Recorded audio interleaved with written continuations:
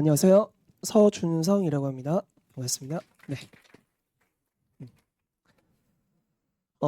우선 지금 아이들이 시험 기간이죠. 그렇죠. 네, 분명히 첫 시험이라서 굉장히 많이 떨고 있을 것 같아요. 그리고 이 시험 얼마 안 남은 이 지금 상황에서 아이들이 어떤 형태로 좀 정리를 하는 게 효율적일지에 대해서 좀 소개를 해드리고, 그 다음에 기말고사는 그러면 어떻게 대비를 해야 되고 어느 파트 위주로 조금 더 공부를 하는 게 좋을까, 이거를 일단 전 또 수학을 가르치니까 수학 위주로만 설명을 또 해드리도록 하겠습니다. 아이들이 정말 많이 부담스러워해요. 열심히는 하는데 행동에 드러납니다. 문제를 풀면서 어떤 경우도 좀 있냐면 자기도 모르게 손톱을 계속 뜯어요. 몸을 긁어요. 그러니까 그런 경우가 생각보다 좀 많더라고요.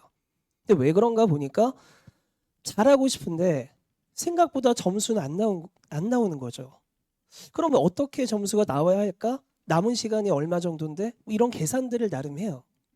근데 내가 과연 내가 생각하는 그 목표에 다다를 수 있을까라는 생각들을 함과 동시에, 아무래도 아이들은 옛날부터 분명히 이 시기를 이겨내려고 그렇게 옛날부터 선행도 빨리 하고 남들보다 조금 더 잘한다라는 소리 들으면은 조금이라도 더 어려운 문제도 풀어보고 이랬던 것 같아요. 근데 그 이면에는 분명히 그 부담과 걱정이 있더라고요. 근데 이거를 없앨 수는 없습니다. 불안감은 언제나 있어요.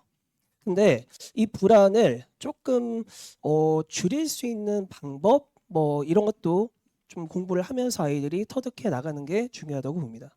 그 다음에 제가 이제 두 번째 테마로 외면받는 수학 이렇게 적어놨는데, 이게 뭐냐면 그 아이들이 이 시기, 구체적으로 말씀드리면은 시험 보기 한 주 정도 전, 이 시기에 수학 공부를 많이 하나요? 아이들이 수학 공부를 그렇게 많이 하진 않아요.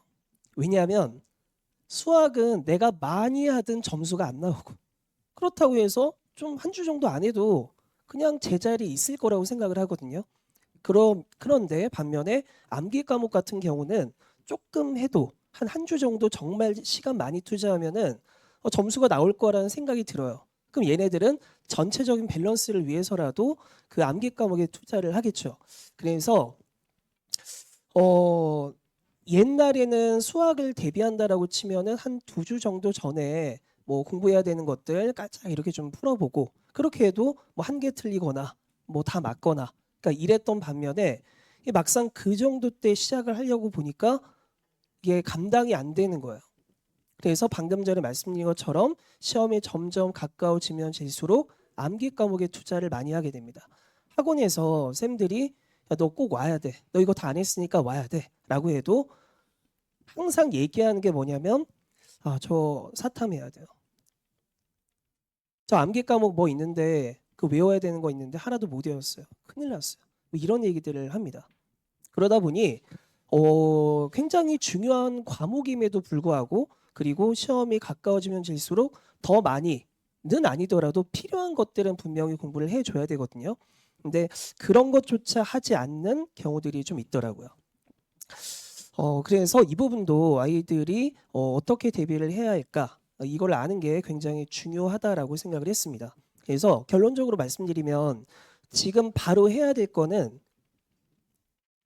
자, 제가 제안을 드리는 내용은 뭐냐면 새로운 문제를 푸는 거는 아무런 의미가 없다고 봐요.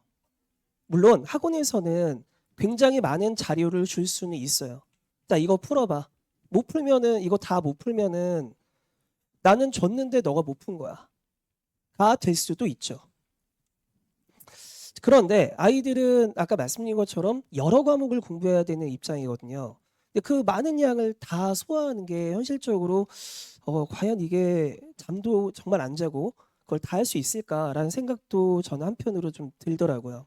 그래서 지금부터는 그냥 새로운 문제를 많이 푼다라는 개념보다는 이미 풀었던 거를 정리하면서 완성도를 높이는 공부를 하는 게 무조건적으로 옳다고 봅니다. 그런데 허무맹랑하게 그냥 그냥 어려운 문제만 다 갖고 와서 그 어려운 문제에 대해서 그 어려운 문제를 이제 처음부터 다시 막 이렇게 풀어본다라는 것보다는 기출이 있어요. 고등학교 1학년은 보통 교육청 기출에서 정말 많이 나오거든요.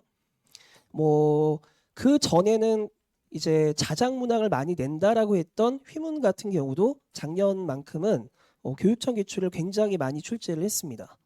그러니까 전반적으로 그런 형태로 좀 기조가 바뀌고 있는 셈이기도 하죠. 그러면 어차피 저희 입장에서는 아이들도 알아요. 이제 이게 교육청 기출은 무조건적으로 나오겠구나. 그럼 이제 교육청 기출 문제들을 분명히 풀었을 거거든요. 아이들이. 그럼 그 교육청 기출의 문제를 앞에서부터 하나씩 훑어보는 거예요. 근데 저는 이제 아이들한테 뭐라고 말하냐면 1번부터 예를 들어 200번까지가 있다고 치면 1번을 보자마자 이 문제를 풀이하는 그 어떤 흐름들 이런 게 다 펼쳐져야 한다라고 말을 하거든요. 근데 그것만이 아니라 어느 부분 때문에 다른 아이들, 나를 포함해서 다른 아이들도 틀리는지 저는 그걸 오답 구간이라고 적어놨는데 그 오답 구간도 확인을 해주셔야 합니다. 그러니까 겉으로 볼 때는 이게 생긴 게 비슷해 보여서 동일한 개념을 쓰는 것 같지만 막상 출제하는 사람의 입장에서는 완전 다른 단원의 개념을 써야 되는 경우들도 있어요. 그러니까 그런 것들을 아무래도 아이들이 경험을 하지 않았거나 아니면 한 번 정도 선생님이 이렇게 소개해 준 정도로 기억하고 있는 아이들은 이게 시험 볼 때 되면 어떻게 되냐면 이거 내가 분명히 봤는데 그 교재에서 봤는데 근데 선생님 죄송합니다. 이런 생각이 들어요. 이거 어떻게 풀었지? 그러면서 아이들은 그때부터 시간을 잡아먹게 되죠. 오히려 그 문제에 집중해서 문제를 풀어야 되는데 쌤이 어떻게 풀었더라? 쌤의 풀이를 그때부터 갑자기 흉내를 내려고 하는 거예요. 이건 옳지 않다고 생각하거든요. 그래서 지금부터는 그 풀었던 교육청 기출 그 문항을 전체적으로 흐름을 좀 정리하고 오답은 뭐 때문에 나왔는지를 한 번씩은 반성을 해야 합니다. 그리고 그 중에서도 나는 어떤 형태의 오답들이 나왔는지를 하나하나 짚어봐야 한다고 봐요. 그래서 이런 형태로 아이들이 좀 점검을 하면 시험 막바지에는 가장 효율적인 공부를 할 수 있을 거라고 보고 그때 세이브한 시간을 이제 다른 암기 과목들에 좀 분산해서 이제 좀 공부를 하면은 훨씬 더 다방면으로 좀 이렇게 점수가 오르지 않을까 그렇게 생각을 합니다. 그리고 이게 지금 색이 잘 안 보이는데 종이를 보시면은 도움이 될 것 같습니다. 첫 번째는 아이들이 이제 중간고사가 끝나고 나면 아이들은 당연히 또 기말고사를 대비해야 돼요. 근데 이게 끝나 보면 알겠지만 아이들이 약간 놀자판이 될 거예요. 세상이 끝났다의 약간 느낌일 수도 있어요. 마치 어떤 느낌이냐면 3월 모의고사를 보고 난 다음에 아이들이 약간 표정일 수도 있습니다. 보통 산모 하나 본 다음에 뭔가 이제 하루 정말 뭔가 거사를 치렀다. 약간 이 생각을 하거든요. 그러니까 오늘 정말 힘들었으니까 나 오늘 좀 놀 거야. 약간 이런 애들이 있어요. 그러니까 물론 그럴 수는 있는데 해방이 된 건 맞지만 사실 기말고사 때까지 시간이 그렇게 많이 남은 건 아니거든요. 그래서 한 하루 정도 뭐 여유 갖고 그 다음부터는 이제 자기 스케줄에 맞춰서 기말고사 대비를 반드시 해 주셔야 해요. 그리고 이제 기말고사 범위에 굉장히 중요한 부분이 뭐냐면 경우의 수가 들어오는 부분이거든요. 근데 이게 그냥 단순히 그냥 순서만 좀 바꾼 거 아니냐 이렇게 생각하실 수도 있는데 절대 그렇지 않습니다. 왜냐하면 이게 보시면은 작년에는 고등학교 1학년 2학기 기말고사 범위에 들어 있었어요. 그리고 그게 고등학교 1학년 2학기에 들어있다보다 더 중요한 건 뭐냐면 그 앞에 어떤 단원을 공부했는지거든요. 왜냐하면 아무래도 작년에는 그 앞에 함수도 공부하고 집합도 공부했기 때문에 경우의 수 문제를 출제하실 때 이 앞에 개념들을 활용해서 연계형 문항을 출제할 수 있어요. 그래서 거의 반드시 출제된 유형이 뭐냐면 함수의 개수를 구하는 유형이었습니다. 자, 그런데 이게 올해부터는 1학년 1학기 기말고사 범위로 내려왔거든요. 자, 이게 바로 부등식과 바로 뒤에 나오는 단원들이거든요. 보시면은 예전이랑 좀 다르죠. 물론 이 방정식과 부등식 안에는 이차함수 파트가 있긴 하지만 여기서 말씀드린 그 어떤 함수의 개수, 치역, 공역, 집합 이런 얘기들은 할 수가 없겠죠. 그래서 문제를 내는 패턴이 달라질 수밖에 없고 특히 중요한 게 다음 단원에 나오는 행렬이거든요. 근데 이건 왜 중요하냐면 저 역시도 그랬고 아마 이제 부모님들도 그러실 거라고 보는데 예전에는 행렬을 배웠어요. 근데 저희가 이제 행렬을 배울 때는 역행렬이라는 걸 배웠거든요. 그리고 뭐 상호에 따라서는 1차 변환 뭐 이런 것들도 막 배웁니다. 그런데 다 빠졌어요. 그래서 행렬이 남아있는 게 뭐냐면 행렬이 무엇인지 그리고 아주 간단한 형태의 그 연산 정도만 남아있는 상태거든요. 그럼 여기에 과연 이것만 선생님들이 이렇게 막 이렇게 질문하기보다는 분명히 앞에 있는 경우의 수를 좀 연계해서 출제를 하시지 않을까라고 저는 생각을 해요. 그에 대한 확실한 근거가 뭐냐면 대략 15년 정도 전 그리고 그 이전에 나왔던 교육청 기출 문항들을 다 분석을 해봤는데 거기에도 행렬과 경우의 수를 연계한 문항들이 꽤나 많았고 그 문항들이 실제로 좀 난이도가 높았어요. 그러면 분명히 출제를 하실 때 작년 기출이란 게 없거든요. 선생님들은 그 15년 정도 전 기출들을 다 들춰보실 수밖에 없어. 아, 옛날에 이런 거 풀었구나. 그렇게 생각을 하시면 될 것 같고, 그러니까 그런 맥락에서 보면 경우의 수를 잡는다라는 단순한 표현일 수는 있지만 앞뒤 연계 그런 과정까지 좀 생각을 하시면은 그 내용이 조금씩은 달라질 수 있다라고 보시면 정확할 것 같습니다. 그리고 마지막으로 기말고사를 대비하면서 꼭 기억해 주셔야 될 게 두 가지예요. 그러니까 장기적인 이제 공부 그리고 단기적으로 내가 어떻게 공부해야 할까, 공부를 해야 할까 이렇게 두 가지로 나눠서 설명을 드리고자 하는데 일단 단기적인 공부는 아무래도 이게 시험이거든요. 수학을 잘하는 걸 보는 게 아니에요. 수학을 잘하는 게 보는 게 아니고 이 아이가 얼만큼 공부를 했고 이 문제를 어떤 형태로 변형된 문제까지도 풀어봤고 이런 것들도 나름 중요해집니다. 그런데 그 모든 상황의 기준을 교육청 기출로 처음엔 잡아두시는 게 맞다고 봐요. 그리고 그 교육청 기출 문항에 대해서 정말 많은 풀이들이 존재하거든요. 근데 제가 아이들과 이렇게 수업을 해보면 한 줄 컷할 수 있는 풀이들이 굉장히 많아요. 말 그대로 한 줄 컷입니다. 근데 아이들이 내리 적어요. 쫙. 또 왜 이렇게 적어? 그러면 옛날에 이렇게 풀었어요. 옛날 쌤이 이렇게 풀어주셨어요. 이런 얘기들도 굉장히 많이 해요. 근데 그게 하물며 뭐 학원을 병행하는 아이들도 간혹 있거든요. 그 아이들도 고1 수업을 들을 때 이렇게 풀었어요라는 경우가 굉장히 많더라고요. 그래서 기출 문항에 대해서 효율적인 풀이라는 게 대체 어떤 건지 아이들이 좀 듣고 제대로 좀 정리를 해둘 필요가 있다고 봅니다. 그리고 두 번째로는 이제 정말 처음 보는 유형의 문제를 해결하기 위한 기초 힘을 기르는 거예요. 근데 이거는 단순히 내신 대비를 한 달, 두 달 했다고 해서 길러지지 않습니다. 애석하게도 그렇게 길러지는 그 문제 해결력이라는 건 없다고 봐요. 단순히 암기에 의한 결과일 뿐이라고 봅니다.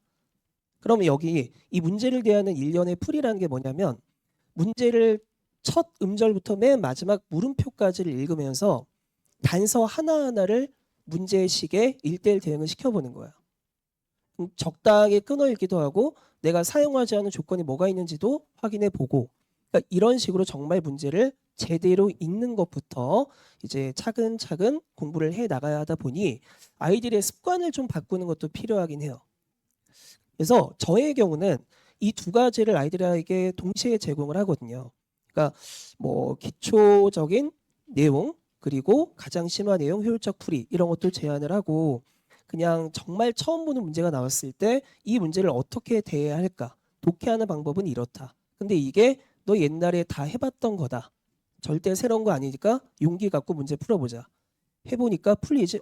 생각보다 잘 풀리네요. 그럼 그때부터 아이들이 처음 보는 문제, 진짜 손도 못 댔던 문제를 조금씩 건드려 보려고 하더라고요. 그래서 내신을 대비하면서는 그 단기적인 목표를 먼저 생각을 하시되 어려운 문제는 분명히 있거든요. 내신에도.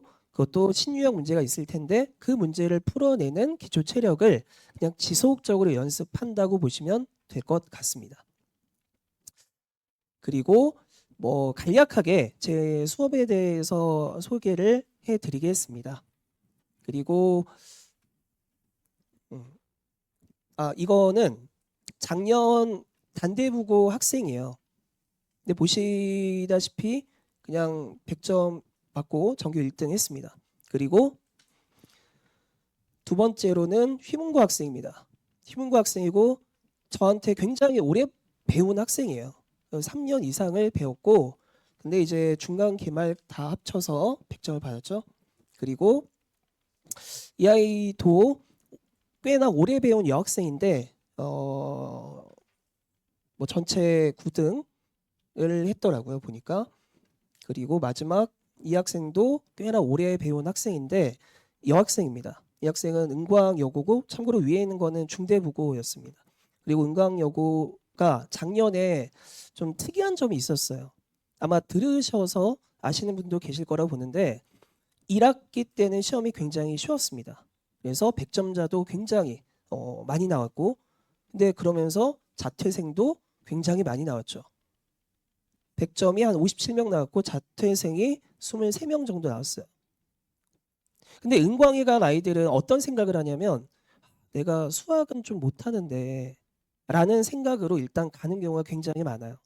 근데 막상 갔는데 나만 100점이면 좋겠는데 다 100점이에요.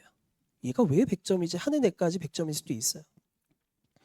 그래서 아이들이 내가 잘못 왔다 라고 생각을 하는 경우가 있었는데 이게 반전이 어디에 있냐면 1학기 끝난 다음에 그 자퇴생이 많은 것 때문에 학교에서도 좀 뭔가 회의를 하셨겠죠.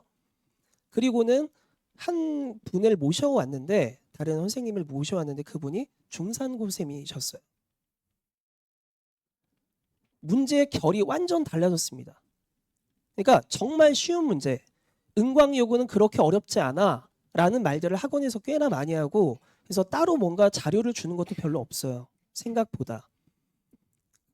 근데 이게 시험이 완전 결이 달라져 버리는 거예요. 근데 제가 아까 뭐라고 말씀드렸냐면 단기적으로 그리고 장기적으로 반드시 해주셔야 할 것, 이건 학교에 관계없이 해야 되는 내용들이거든요. 근데 그런 것들을 믿고 좀 따라온 아이들은 자기 그냥 점수를 받았어요. 이게 중간고사가 되게 어려웠거든요. 그래서 보시면은 이 아이는 92점을 받았는데 저도 사실 이게 마음에 안 들긴 했지만 전교 2등이라고 하더라고요. 이 점수가. 그러니까 90점 이상이 전교에 별로 없었던 거죠. 그래서 저희는 이제 내신 대비를 하면서 아무래도 학교별로 어떻게 대비를 해야 할까 이런 것도 굉장히 중요하게 보긴 하지만 기본적으로 갖고 있어야 되는 수학에 대한 태도는 버릴 수 없습니다. 그건 기본적으로 갖고 있고 거기에서 이제 세세하게 조금씩 건드려야 할 게 어떤 것인지를 보는 게 맞다고 생각을 합니다. 일단 제 수업은 문제 해결력을 높이는 수업이에요. 근데 이 문제 해결력을 높인다라는 게 그냥 어려운 문제를 같이 풀어보면서 그 다음 뭐 유형 문제를 좀 잘 풀게 만드는 형태가 아니라 진짜 안 풀리던 문제를 풀게 만드는 게 제 목표예요. 그러다 보니 한 문제를 풀어도 그냥 너 이거 풀 수 있지 하고 넘어가는 게 아니라 한 문제를 여러 형태로 풀어줍니다. 근데 여러 메뉴가 있으면 선택 잘 못할 수도 있잖아요. 아이들도 그렇거든요. 그래서 지금 너의 상황에서는 어떤 게 좋은 풀이 같아라고도 제가 제안을 해요. 근데 그거는 학생별로 다를 수가 있어요. 그러다 보니 각자 이제 학생들이 풀었던 시험지를 하나하나 확인도 하게 되고 그러면서 아이들이 나는 이 단계를 해결했으니까 쌤이 예전에 알려주셨던 그 풀이도 이제 한번 좀 설명해 주세요. 이런 얘기들도 하더라고요. 그때 설명하면 확실히 좀 체화를 했다 이렇게 보시면 될 것 같습니다. 그리고 학교별 대응에 대해서 말씀을 드리겠습니다. 학교별 내신 특징을 반영한 자료를 제공을 해요. 그러니까 이게 학교별로 시험 문항 구성도 다르고 뭐 객관식, 단답, 서답 이런 것도 다르고 어떤 경우는 객관식만 있는 경우도 있고 난이도도 다르고 범위도 다릅니다. 그럼 이런 경우에 이제 어떻게 대비하는 게 가장 좋을까 고민을 많이 했고 그 고민의 결과는 일단 모든 재원생은 각자 다니고 있는 학교의 기출을 하나를 풀어요. 예를 들어서 화목반이다라고 하면 화요일에 그냥 그 학생이 다니는 학교에 기출을 풉니다. 24년 기출을 풀었다고 하면 목요일에 등원할 때는 그 구조랑 똑같은 구조의 이제 동형 모의고사를 푸는 구조예요. 근데 그 동형 모의고사의 이제 시험 난이도는 동일한 난이도도 있고 난이도 상향한 난이도도 있습니다. 여러 형태가 준비되어 있고 그리고 이제 저는 이 학교별 기출을 일단 푼 다음에 화요일에 기출 반성문이라는 걸 쓰게 하거든요. 제가 잘할게요. 뭐 이런 반성문은 아니에요. 제가 왜 그랬을까요? 뭐 이런 게 아니라 1번부터 예를 들어 그 시험이 20번까지였다라고 하면 틀린 문제가 예를 들어 15번이다. 그럼 15번 옆에 틀린 이유를 각자 생각해 보는 거예요. 아, 내가 이것 때문에 틀렸네? 내가 왜 그랬지? 근데 이걸 하는 이유는 명확하게 뭐냐면 아이들이 어렴풋이 나의 오답은 이래 라고 생각하는 경향이 좀 있어요. 나는 이런 아이야. 나 숫자 좀 잘못 보는 아이야. 근데 이렇게 생각하는데 이걸 기록해보고 나중에 분석해보면 그 범위가 좀 줄어들죠. 범주가. 그러면 분명히 이 시기 시험을 보기 한 주 정도 전이 됐을 때는 다른 변수는 생각하면 안 되죠. 내가 기출을 풀면서 만들어낸 오답의 유형만 생각하는 게 합리적인 공부라고 보는 거거든요. 그리고 화요일에 이렇게 반성문을 쓰고 아 내가 15번을 계산 실수해서 틀렸네 이게 됐다면 목요일이 될 때는 목요일에 동형 모의고사를 풀 때는 아 내가 계산은 오늘 틀리면 안 되겠다 반드시 이 타이밍에 점검 한번 해보자 이런 태도를 가질 수 있겠죠. 그래서 매번 이렇게 진행을 하고 있습니다. 그리고 모의고사 보고 뭐 파이널 자료도 주고 이제 클리닉 진행하는 시스템도 있는데 간단하게만 보여드리면 이게 모의고사거든요. 그러니까 이거는 모의고사가 아니라 정확히 말하면 이거예요. 아무래도 수학은 연합으로 많이 구성을 하고 어머님들도 아버님들도 아, 이게 우리 학교 전담이 아니다 보니까 관리를 잘 해주실까 우리 학교 특징을 잘 반영해 주실까 이거를 걱정을 많이 하세요. 자 그런데 또 반대로 수학은 연합이 굉장히 많죠. 그래서 연합반에서 아이들의 어떤 필요한 부분들을 채울 수 있는 방법을 고민을 해봤고 그 내용이 뭐냐면 제가 일단 지금 맡고 있는 고등학교 1학년 아이들의 학교를 분석해 보니까 대략 30개가 있어요. 근데 그 30개 학교는 이 근방의 학교도 있지만 경기도도 있습니다. 용인도 있고 남양주도 있어요. 거기에서 오는 거예요. 자 그런데 그 아이들의 그 시험지 기출에서 분명히 20문제가 있으면 제일 어려운 문제 하나가 있겠죠. 아이들을 괴롭힌 문제가 반드시 하나씩은 있거든요. 그래서 그거를 하나씩 모으는 거예요. 그러면 화요일에 30문제가 모이겠죠. 그 30문제로 이 자료를 주고 이게 우리 학교 문제는 아니지만 다 기출 기반의 문제들이라서 풀어볼 가치가 있다. 반드시 풀어와라. 그리고 수업 시간에 주요 문항들을 다 해설을 해줍니다.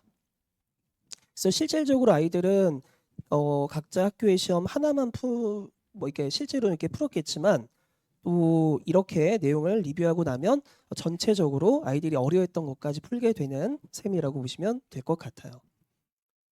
그리고 자 이게 컨텐츠에 대한 얘기인데 지금 보시는 게 아이들이 현재 풀고 있는 시험 한 주 전에 풀고 있는 내용이거든요. 근데 이거는 사실 교육청 기출이고 나온 지 얼마 안 된 문제예요. 그러다 보니까 학교들에서 저 문제를 낸 학교가 없겠죠. 기출 기반의 문제를 내는데 저 문제가 이제 작년 후반부에 나왔기 때문에 그거를 참고해서 낼 수가 없었던 거거든요. 그래서 변형 문항의 그 폭도 굉장히 좀 좁습니다. 근데 보통 여고의 경우는 어떤 식으로 변형을 하냐면 숫자만 바꾸는 게 아니라 기억, 니은, 디귿 보기의 경우에는 디귿만 따로 물어봐요. 또는 그림이 나오면 그림을 뒤집어 놓습니다. 근데 아이들이 이거에 엄청 반응해요. 이거 어떻게 풀지? 확 다르게 느끼더라고요. 그래서 그런 것들로 이제 하나씩 정리 점검하는 그런 파이널 교재도 제공을 해서 수업 시간에 뭐 100문제씩 뭐 지금 풀고 가고 있습니다. 뭐 못한 게 기본 과제가 되고 그 외에 다른 과제는 없고요. 그리고 이것도 마찬가지인데 제가 담당하는 이제 학교 중에는 이제 좀 어려운 시험 문제가 어려운 학교들이 있어요. 뭐 중산고도 있고 휘문도 있고 단대도 있고 그러니까 이런 학교들은 중동도 있고요. 근데 그런 학교들은 학교에서 쌤들이 단순히 고등학교 1학년 기출만 참고하시진 않거든요. 고등학교 2학년 3월도 시험 범위가 고등학교 1학년 전범이기 때문에 그 내용도 반드시 참고해야 돼요.